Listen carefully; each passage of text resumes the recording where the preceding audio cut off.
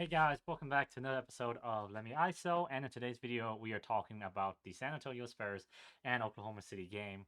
I am lost for words, straight up. This is just has just been one of the greatest games I have ever seen with my own eyes. Not my bad. This is the greatest game I have ever seen with my own eyes. There is no other game that I have watched ever that has been better than this. And this is just game one.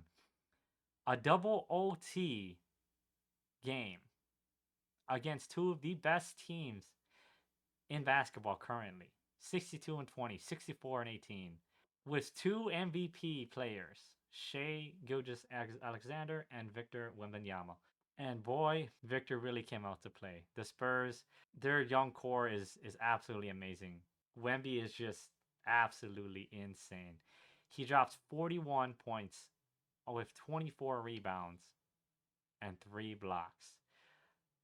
9 offensive rebounds. The entirety of Oklahoma of OKC had 9 offensive rebounds, and Wemby had that himself in 49 minutes.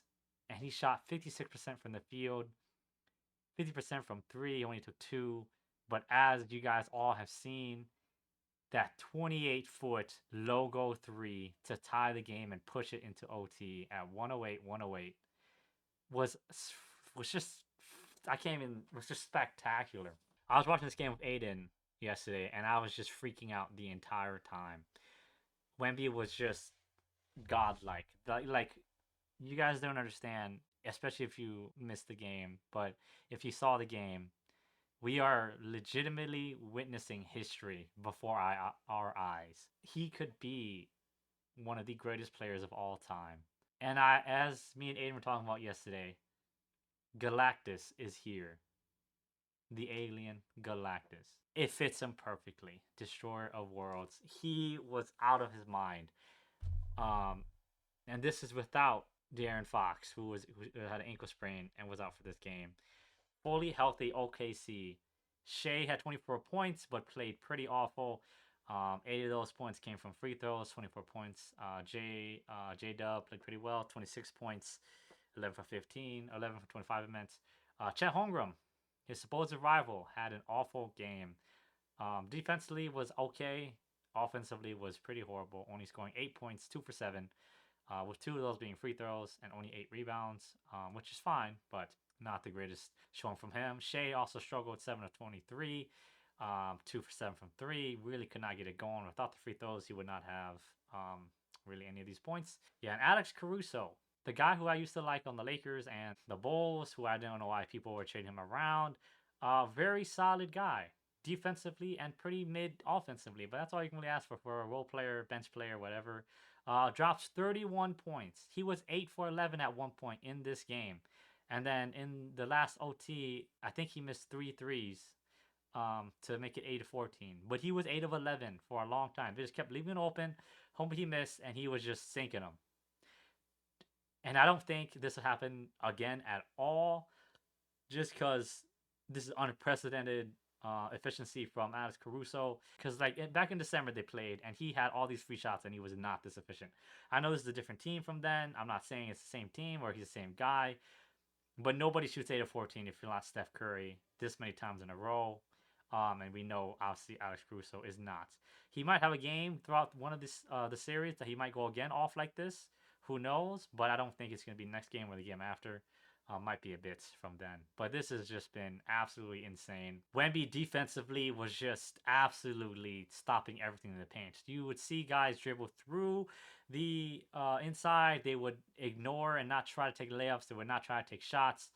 And you can see one of the main guys who was AJ Mitchell, who played 34 minutes and only took 5 shots. He was 2 for 5 for only 4 points. A guy who previously was arguably the best player in OKC through the playoffs, if not the number 2 guy behind Shea or better than Shea during some of the games.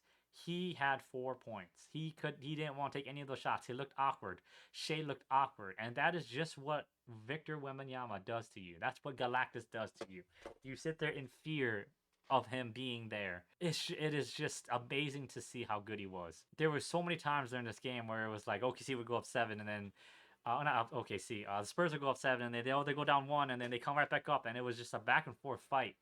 And Dylan Harper, for a rookie, 8 of 20. You might say, screw efficiency. He had the confidence in this game. That's what you want to see from a rookie. He plays 47 minutes and had 24 points. 1 for 7 from 3. Definitely not a strong suit this game, but he was still such a threat to drive to the basket and make it. And he made all his free throws. So 11 rebounds, 6 assists, and 7 steals. Insane. Okay, he had a double-double himself.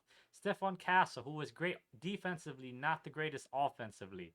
11 assists, 6 rebounds, 17 points, 5 of 14. Not the greatest efficiency, but it doesn't matter at the end of the day if you win. He did have 11 turnovers. He was really struggling with the ball. His passes were all kind of risky and lackadaisical. Really, really risky passes. It worked out, but I would like to see his turnovers go down. I don't know if that's just because De'Aaron Fox is gone and he's not the best ball handler like De'Aaron Fox, but still would like to see him maybe handle the ball a little better. But it doesn't matter. He got it done as well. Another double-double from him. Julian Champagnie, 4 of 12. You know, that's not great. 3 for 11 from 3. But those 3 threes mattered. Straight up. They felt like he wasn't missing that much.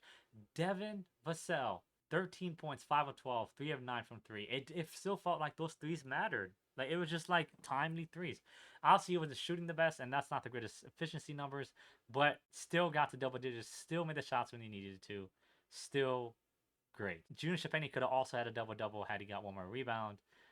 That's besides the point, but that would have been insane if they had 4 guys to have double-doubles. Carter Bryant had one possession where it looked like he was kind of awkward and he ran into Dylan Harper, and I wasn't sure how he was going to do. And offensively, he wasn't great. You know, he didn't take a lot of shots. The ones he did take, it was only 1 3 he made, which did help. Yeah, but defensively, Carter Bryant was also great. That's all you could really ask for a rookie as well, especially a rookie who is not on the level of Dylan Harper.